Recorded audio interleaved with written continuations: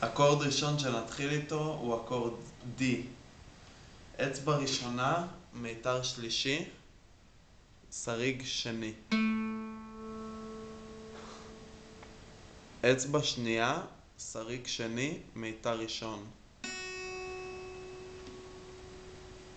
אצבע שלישית, שריג שלישי, מיתר שני.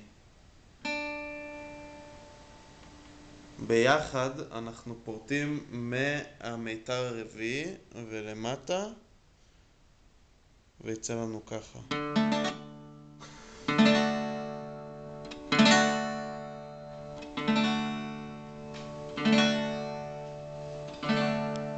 נלחוץ חזק עם האצבעות כדי שיצא לנו את הצליל הכי טוב שאפשר, שהאצבע לא תהיה עקומה ושתהיה הכי עגולה שיכולה.